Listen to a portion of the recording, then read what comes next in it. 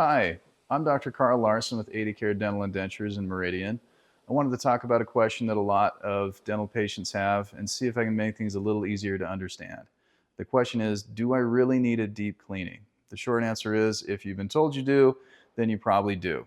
Now, let's talk about why that is, and the root of the problem is actually calcium. Well, mostly calcium. Bacteria also plays a key role. We all know that calcium is an important component of our bones, but it's also a main component of our teeth, as well as being crucial for other things like muscle contraction. It's also in our saliva. It's there to repair damage to our teeth caused by acids from food or bacteria. This isn't a perfect system though. While it does help repair acid damage, excess calcium ends up getting deposited on the outside of the teeth where it creates tartar, or calculus if you want to sound smart. Tartar buildup can be up to 80% calcium. Imagine the hard water deposits that build up on your shower head or faucet. This process is similar to that. You might have also noticed how difficult those hard water deposits are to remove. The calcium also collects in bacterial plaque. That's the gunky stuff that forms on the teeth after you haven't brushed in a while.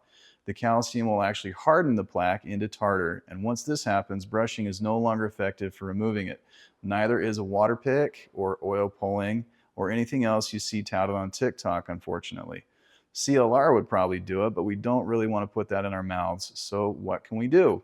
And why do we need to do anything? Let's answer that second question first. Your body hates the extra calcium buildup. Bacteria love it though and thrive in it and on it. It's like a little germy playground for them. Your immune system responds by attacking the buildup, resulting in inflammation. The gums in contact with the germy tartar become a battleground. You might notice they get red, puffy, or they bleed easy. These are signs of the inflammation battle going on, and the gums are collateral damage. That's not the biggest problem though. The bone below the gums can also get damaged. When this happens, the top part of the bone directly around the teeth is basically dissolved. It recedes back, resulting in a space between it and the irritating tartar.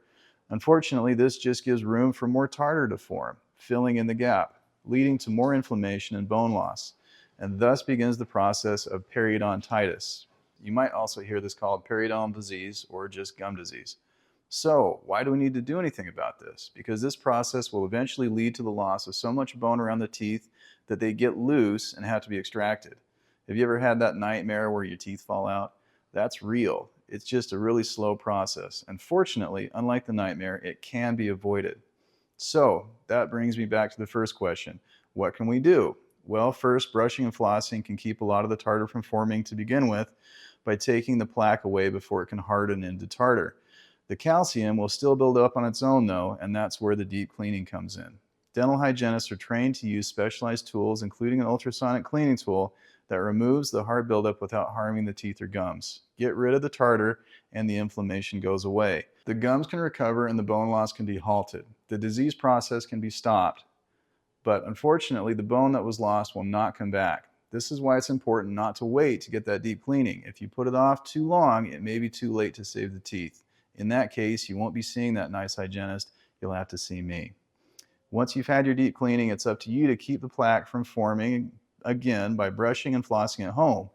You also need to see your hygienist more frequently because of that extra space for the tartar caused by the lost bone.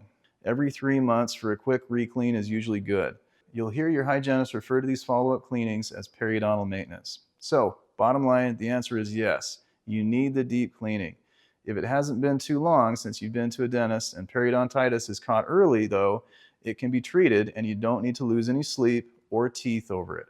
I hope this information has been useful. This is the first video I've uploaded, but I plan to do more in the future.